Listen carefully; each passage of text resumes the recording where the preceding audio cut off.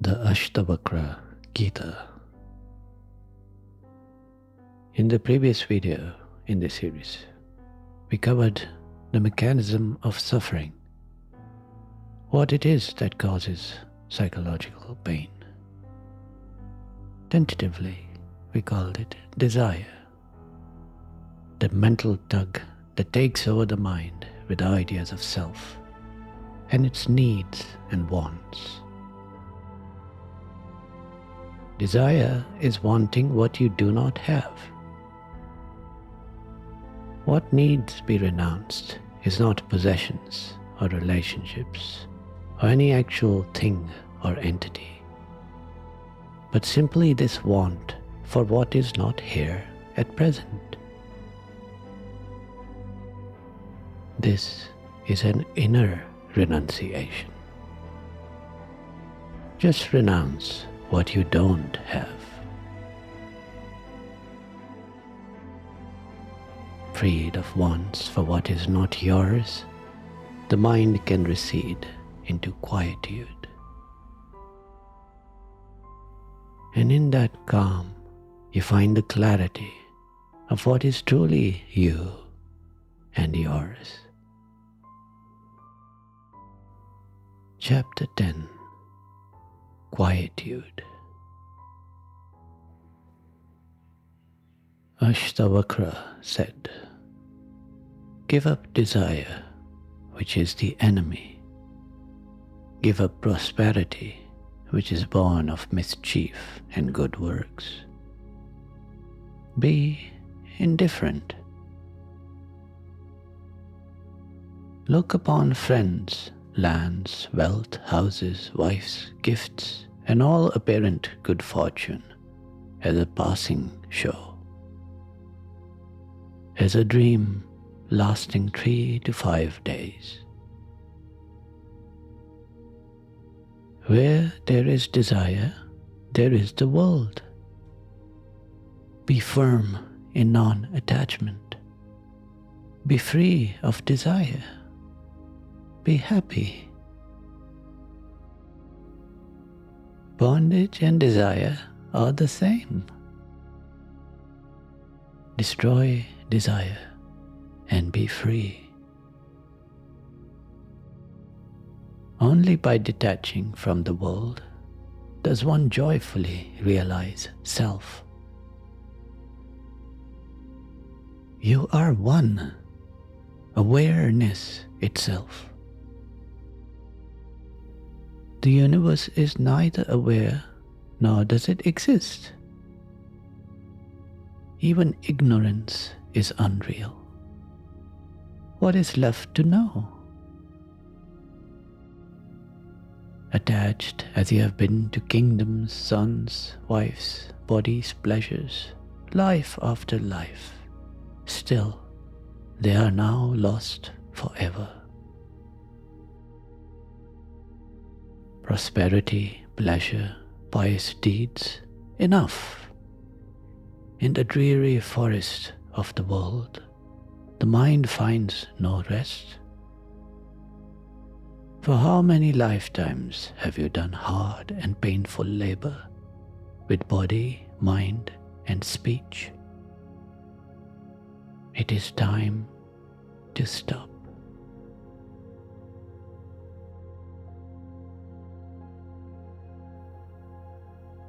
What is being described here is not an ideal or a way of life. It is not a prescription on what you should do. But this is how a sage arrives at the realization of what the self is. If you are interested, then you follow what is being said here. This is how self-inquiry is performed, by stepping aside from the pursuit that governs this mind, that drives this whole species, life itself. Give up desire, which is the enemy. Give up prosperity, which is born of mischief and good works. Be indifferent. Look upon friends, lands, wealth, houses, wives, gifts, and all apparent good fortune as a passing show, as a dream lasting 3 to 5 days. This is the state in which the mind becomes receptive to the truth. See that all you consider yours is just passing by. The friendships you thought would last a lifetime have almost all moved on. The goals you were hell-bent on in your youth have all changed. Keep that in mind. See how all your concerns are focused on this 3 to 5 day window. Whatever happened recently is anticipated shortly. What you can accomplish today, maybe tomorrow, or over the weekend. Before and after that are just hazy fantasies. And any longer-term memories are just what's been stirred up by recent events. It's like you're amidst a dream lasting 3 to 5 days. Where is all this going? What is this pursuit about when the goalposts keep moving? Where there is desire, there is the world. Be firm in non-attachment. Be free of desire. Be happy. When there is desire for holding on to all these events, experiences passing by, then there is the illusion of a separate world, time, events yet to come. When there is non-attachment, there is no separate world and no separate self to be found. There is the one awareness. You don't have to give up your relationships or possessions. Only give up what you don't have. Free of desire. You don't have to give it up for years or decades to understand the truth. You just give it up in the instant. And free of desire, you are instantly at peace. This is not an injunction on how to live life, how to stop doing what you're doing. It is not setting some ideal. This is just describing how you can know the mind of a sage. This is the way to realize what made King Janaka come begging. Bondage and desire are the same.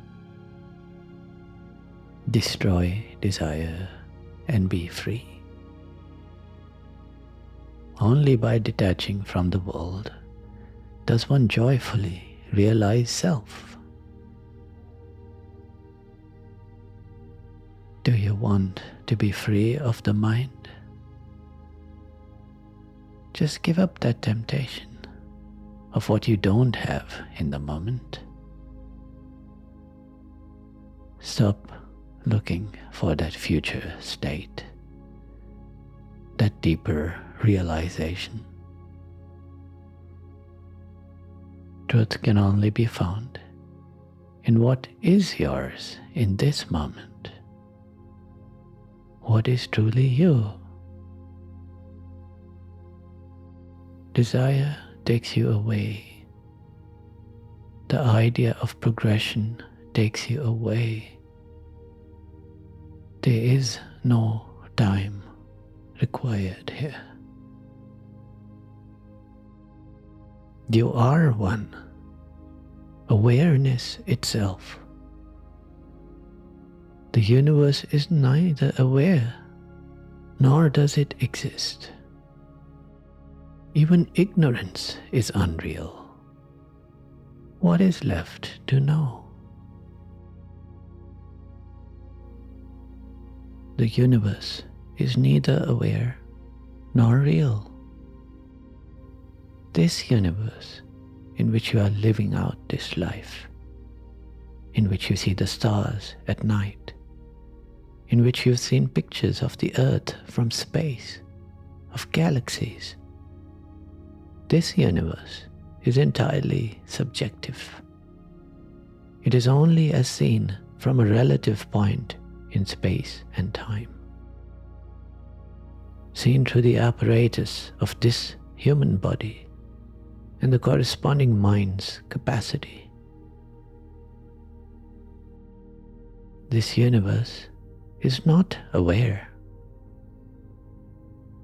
There's nothing in it that can be said to be aware. Neither is it real. It exists only as these perceptions in awareness. So what is most real here? If you are scientifically bent, you may say the quantum realm is the real universe. But that quantum realm, in which no solid object has ever existed, the movements of that realm are appearing as these perceptions. Why? Because that realm is in contact with that which is aware. If it were not so, there would be no relation between the quantum realm and the subjective phenomenal world. That which is aware is inseparable from the most fundamental reality. But beyond that, awareness is real in a way that is most immediate and intimate.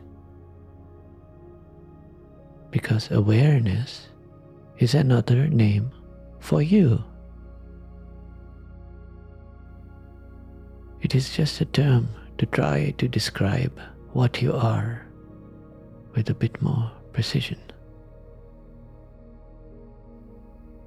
You are that which is aware. The awareness. The one awareness. Because there can never be two. There cannot be a blue awareness and a red awareness, or a male awareness and a female awareness, or your awareness and my awareness. The self is non-dual, indivisible.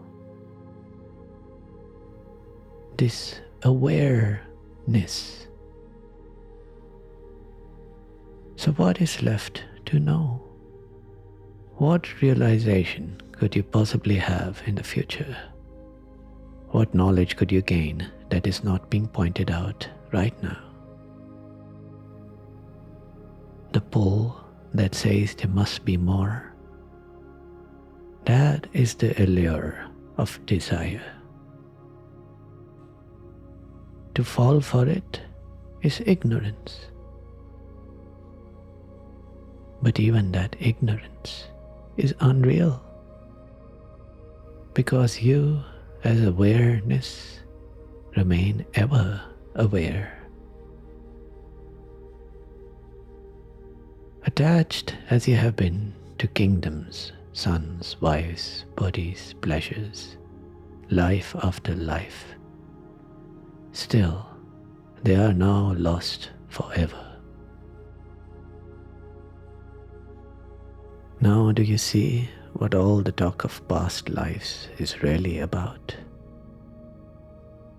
Memories come and go, but there is the one self, life after life, and all lives in parallel.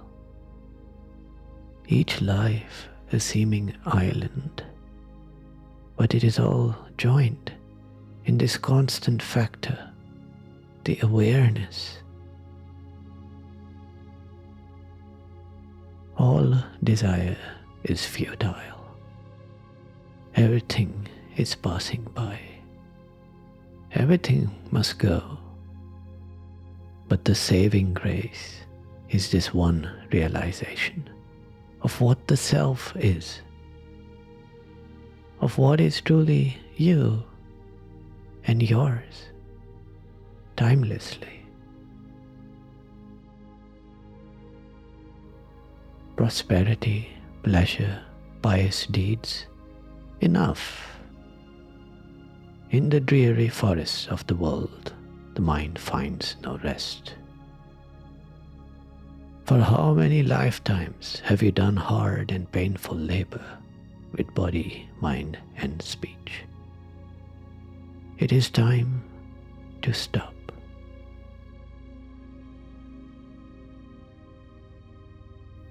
Stop this futile search, this never-ending pursuit of happiness, and stand still here.